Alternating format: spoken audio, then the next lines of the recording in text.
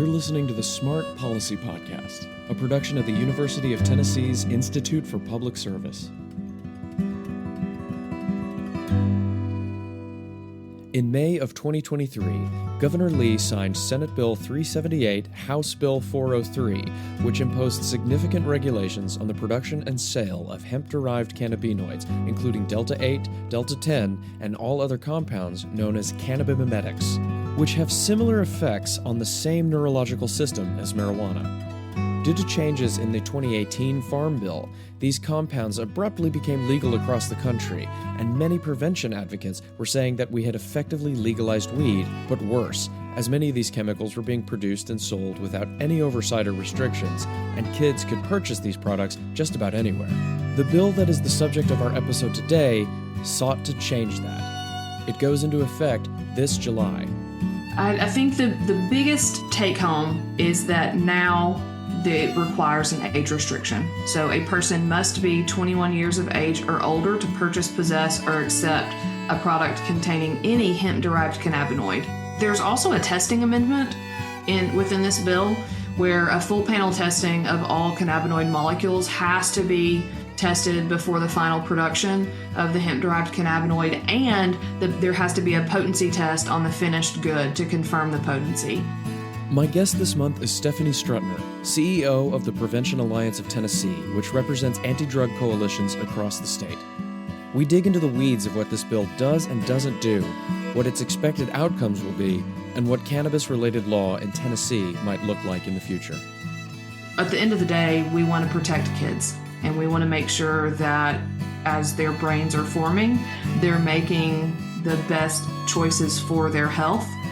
And they don't always know the consequences, and so we've got to protect our kids.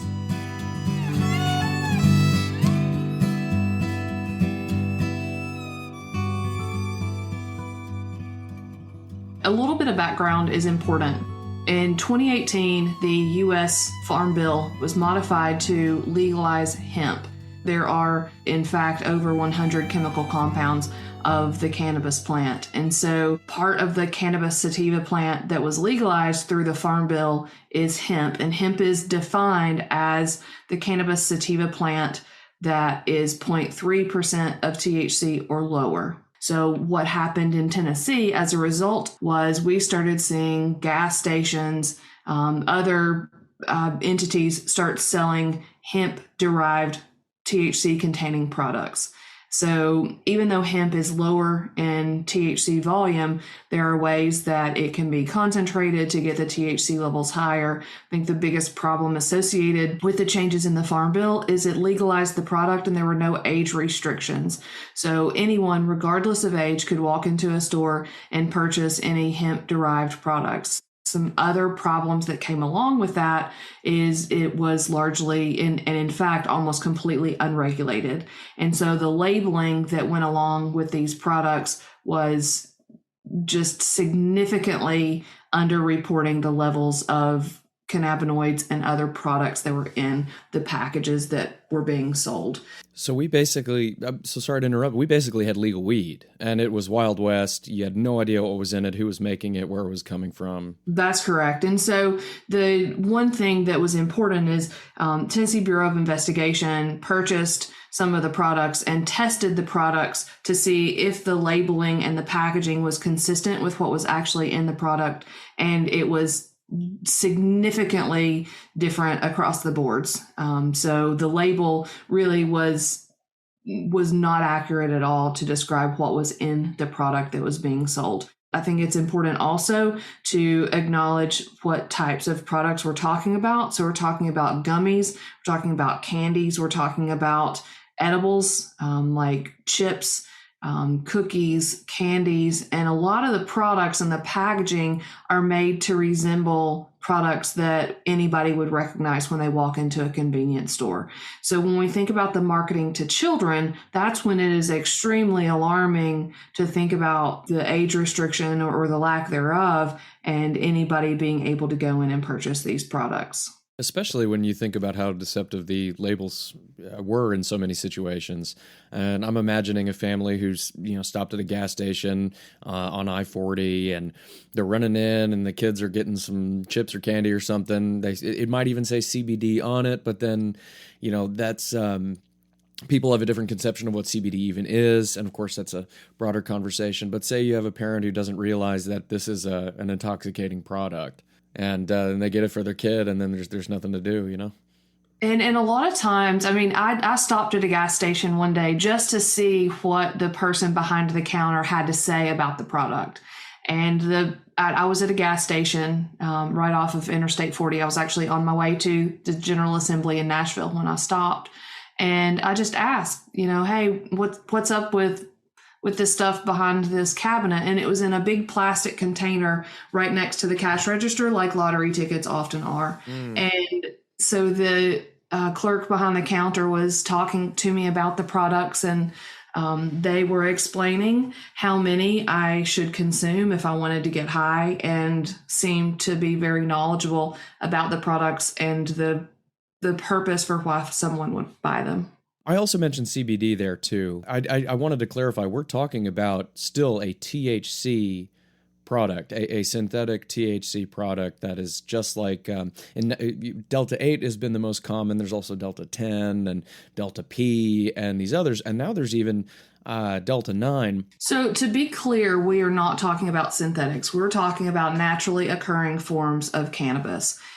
We use the term cannabimimetics because there are so many different compounds. So when we talk about Delta 8, when we talk about Delta 9, we're talking about the specific molecular structure, thinking back to days in organic chemistry where you had to draw the chemical structure and one molecule would be different.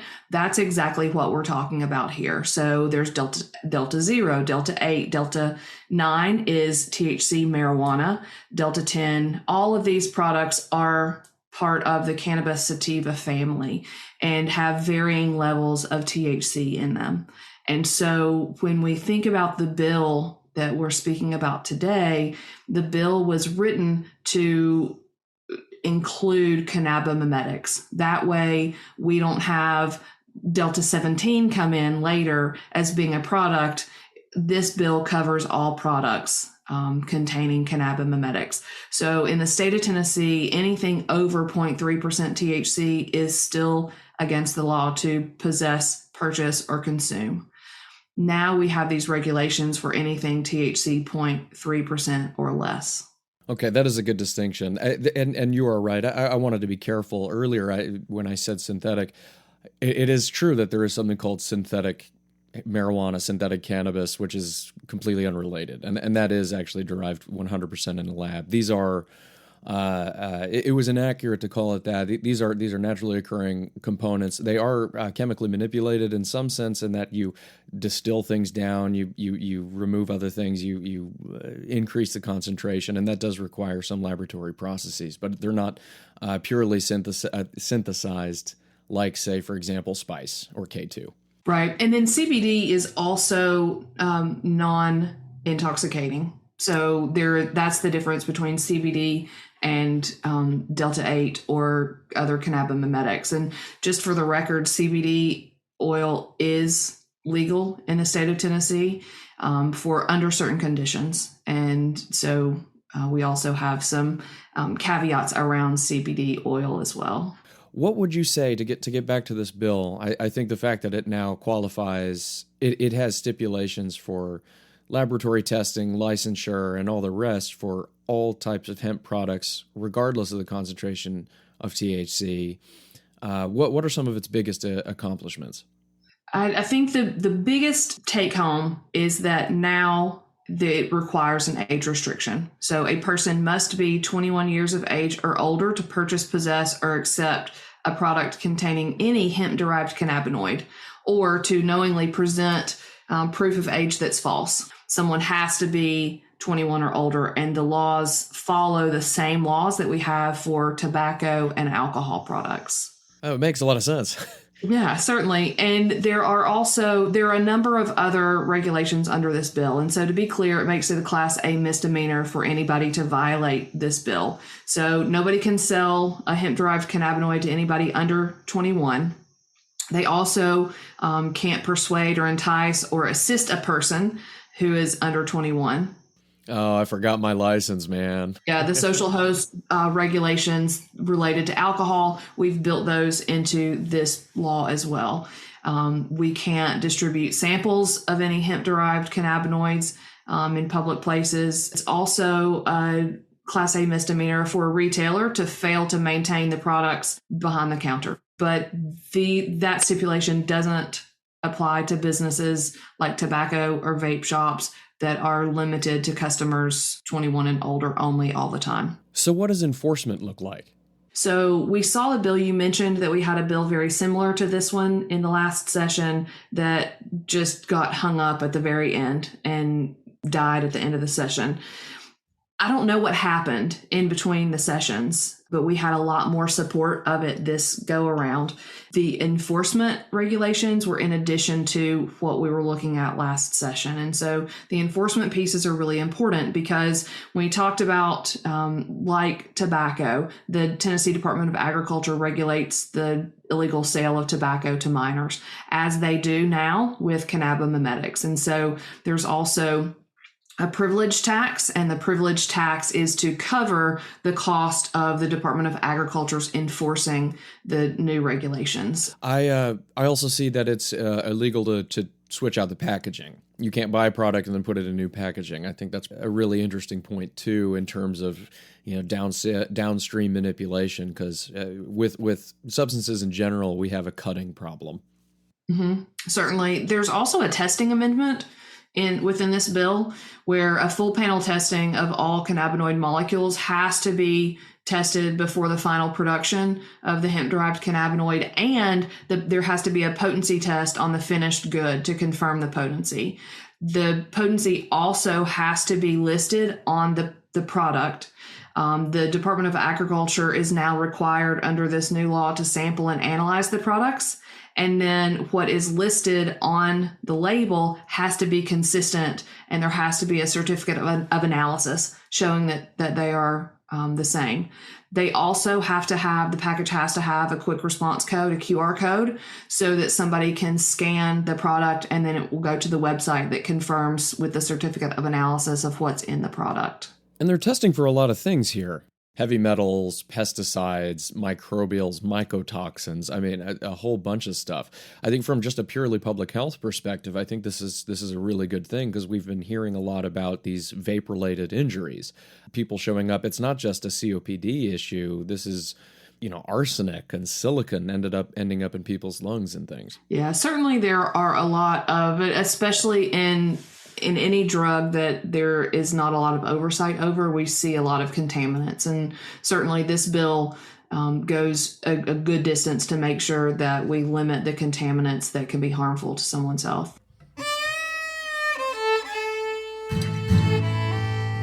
There's been a lot of discussion, especially in other states as they legalize cannabis in one form or another, of how that applies to drug-free workplace regulations.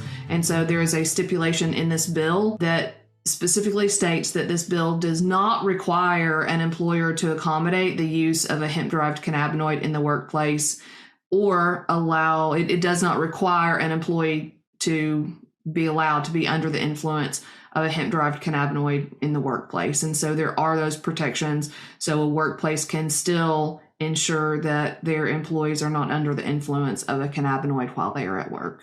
And this is also just like alcohol. Mm-hmm. Well, yes, but no, because there is a field sobriety test for alcohol. There is not a field sobriety test for cannabis. And so it leaves us with a significant degree of gray area, because if you have a traditional drug test, either a blood draw or a hair sample or a urine test, for example, you could potentially, it is unlikely at a low concentration for someone who is cannabis naive, meaning they don't use a lot of cannabis, to have a confirmed positive drug screen. However, it is plausible, and it Right. for a continuous user, it is more likely for somebody to have a positive drug screen, even from low level THC products. And I understand in some situations these can last up for at least a month, if not more, being that it's such a lipophilic. It ends up in like you said, fat cells, hair cells. I mean, it ends up in the body for quite some time. It does, and it depends on the dose and duration of use. So and also it depends on a person's body chemistry, and so there are a lot of factors that come into play when we talk about drug testing. This is one of the biggest barriers to legalization that we see in the field of public health when it comes to safe driving, for example, safe workplaces, so many other degrees of safety that we consider when we think about being under the influence of a substance, because cannabis is extremely difficult to say if someone is under the influence and intoxicated now or if they were yesterday.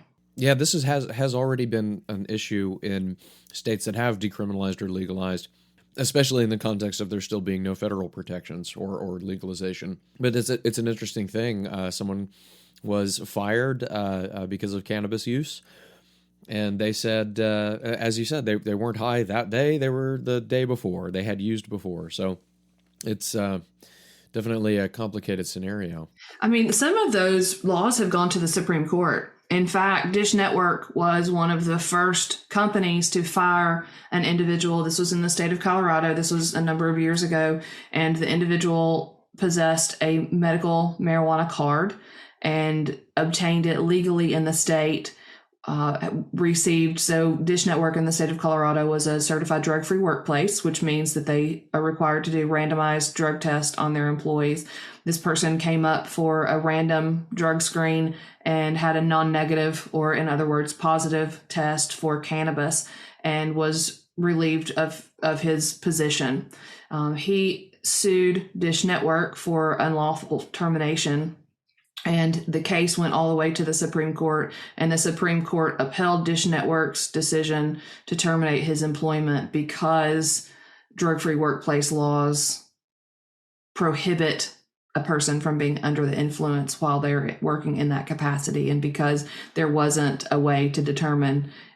The Supreme Court sided with Dish Network. Right. So he maintained that he never used at work, just when he was off the clock. And if there were such a test that could prove that, it might have gone a different way. That's right. Interesting. Well, I certainly see the caution behind the Supreme Court's decision, but yeah, I mean, this is the perpetual issue with testing and substance use, and then don't get me started on fentanyl and testing for that. But the 21 years or older is a big thing. I understand that this has been a priority of a lot of advocacy and prevention efforts. I was wondering if you could talk to that effect and what it's been like having that discussion. Well, I think it's been a pretty simple discussion from a primary prevention standpoint, because it's very simple. The supply and demand, the access issue. If a child cannot access Delta 8 or Delta 9 or Delta 0, then they can't use it. And so that's the biggest area of concern here. And it was a very simple conversation. And in fact, there really wasn't any pushback from the Tennessee legislature, because I haven't spoken to anybody who says, oh no, I think kids should be able to legally purchase cannabis. And so this was a pretty simple conversation for us to have. I think a few things that come into play here is now even Congress is recognizing that there were that they lacked some oversight in the 2018 Farm Bill. So the Farm Bill actually should have been passed this month, but Mitch McConnell has come out to say it's not going to be ready. We're not going to have anything to pass now because there has been so much talk about the legalization of hemp. And so they opened the bill up for public comment. And I know a lot of people in our field of public health had a lot of comments about that need for age regulation. So I think in the next iteration of the U.S. Farm Bill, we'll probably see some age restrictions when it comes to hemp-derived cannabis. So the next iteration of the Farm Bill is now going to be open for public comment, or is already, and age restrictions. Do you expect any other stipulations to be included in this? The public comment section has actually closed now, and Congress is negotiating the changes that will be made. But the public comments, I think, received based on the feedback that we have gotten from Congress are that there were a lot of entities from states all across the country with concerns related primarily to the age restriction of cannabis. Now, the Farm Bill encompasses many, many other topics. This is just one minor detail of the Farm Bill. And so I think that there will be changes in other areas of the Farm Bill. The one that we are most concerned about in the field of primary prevention is, of course, the age restriction of cannabis. Right. Certainly. I don't think corn or beef are going to likely come up in your agenda. No, definitely not. Hey, this is Jeremy. I just wanted to add a quick update as we recorded this episode back in September of 2023. So the 2018 Farm Bill actually got extended through the bipartisan stopgap measure that was signed in early November. So the deadline for a new Farm Bill is now September 30th of 2024.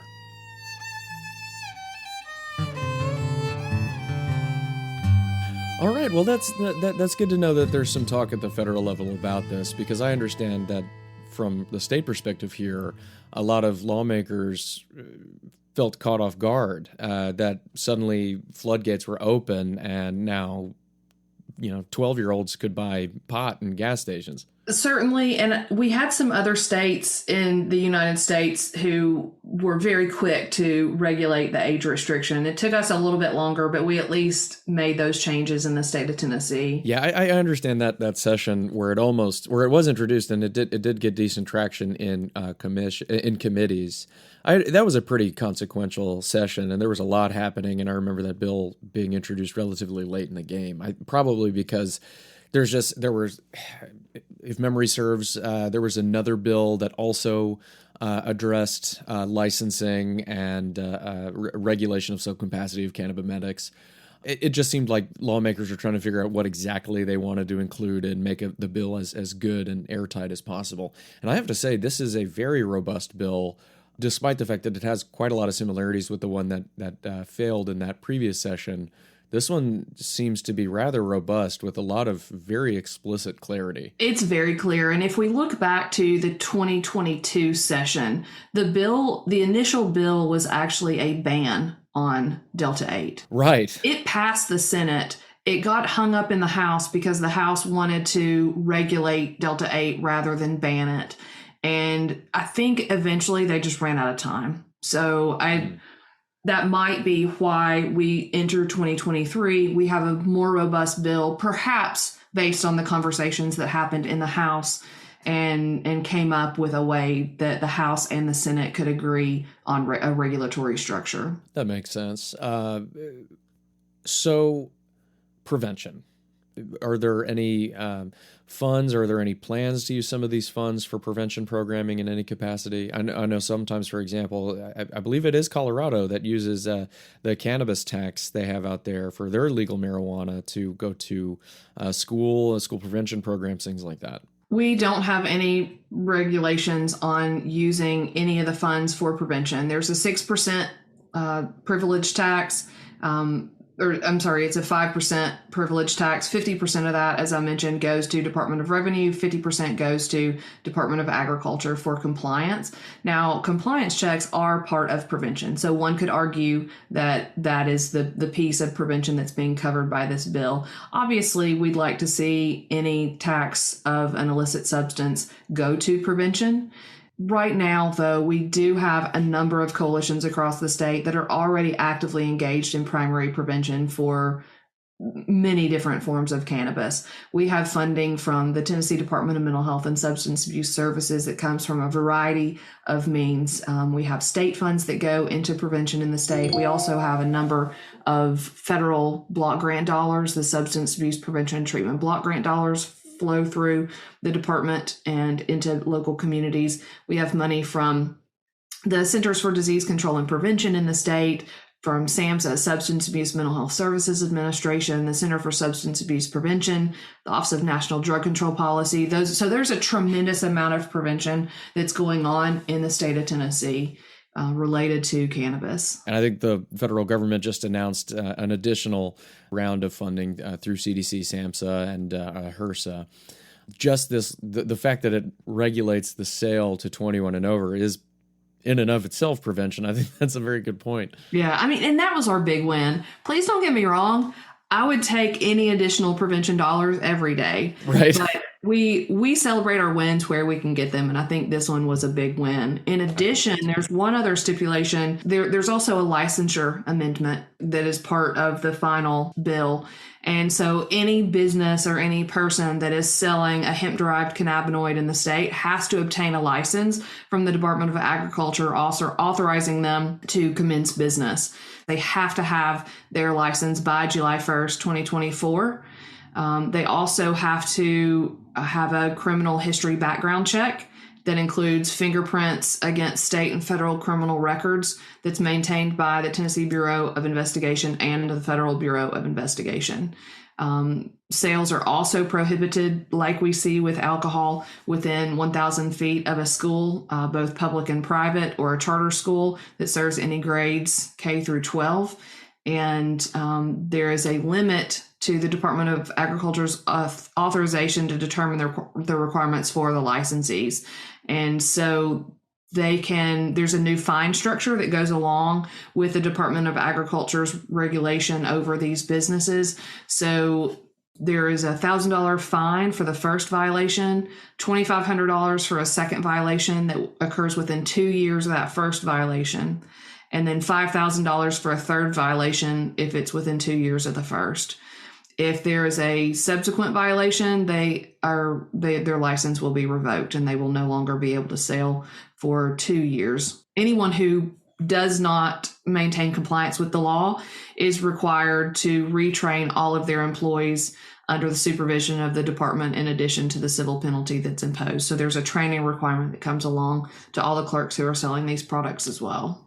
All things considered, I have to say, it seems, even though it's tough, there is fairness here. And I think that that's appropriate considering that this is uncharted territory, especially for the state. Anytime we see legalization of cannabis, it opens up the opportunity for a change in our norms.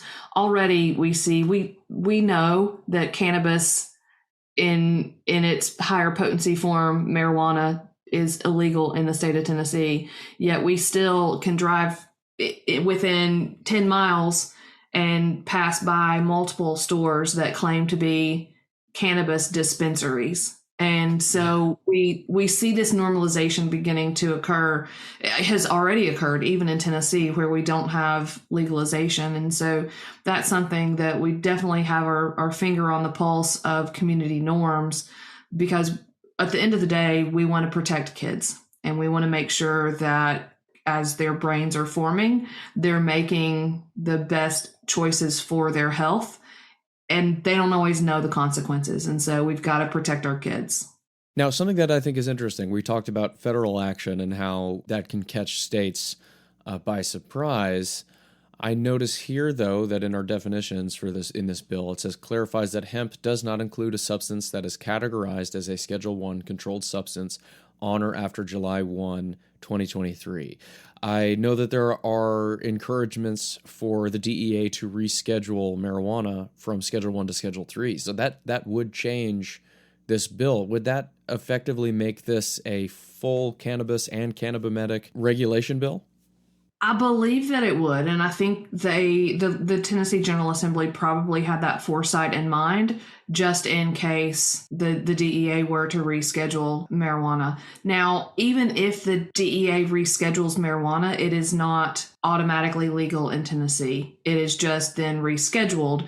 It still is not FDA approved, and so there are still lots of loopholes that would be uncharted territory, like you said before, that we would have to navigate through. But that stipulation already exists just in case there's a federal mandate that changes the legality of marijuana.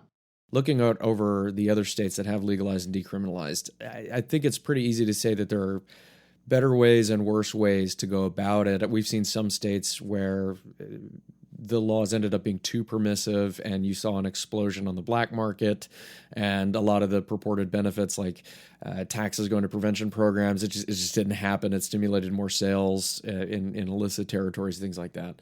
So this seems like that we have prepared ourselves to have this regulatory age restriction framework that, should it get rescheduled and should Tennesseans want to change whether or not marijuana is legal or illegal in Tennessee, that there's more of a bumper line on the alley here.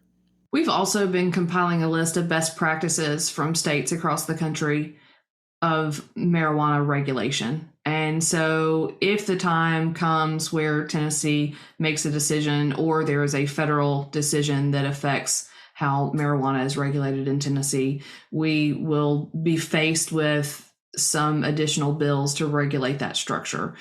We have been monitoring, though, those best practices, because, as you mentioned, we have learned what not to do also from some states. And there are states, including the state of Colorado, who have people in high positions who are talking about their lessons learned and what they should have done differently. And so we in the field have been able to hopefully learn from their missteps and not create our own. We don't have to reinvent the wheel here if the time comes. I mean, obviously, it reduces access for our kids for marijuana to continue to be an illicit substance in the state of Tennessee. But if something changes, we are prepared to make sure that our public health laws in the state of Tennessee support the health of not only adolescents and youth, but adults alike. Well, Stephanie Startner, thank you very much for joining me today. I think we shed a lot of light on this. I think a lot of people are going to be happy to know what this bill does and doesn't do. And this was a really informative conversation. Thank you very much. Thank you, Jeremy. Always a pleasure to be with you. For more episodes on in-depth discussions on Tennessee policies related to substance use disorder by a range of local experts, please subscribe to us wherever you get podcasts and visit our website at smart.tennessee.edu. I'm Jeremy Corvelis. Thank you for listening, and see you next month.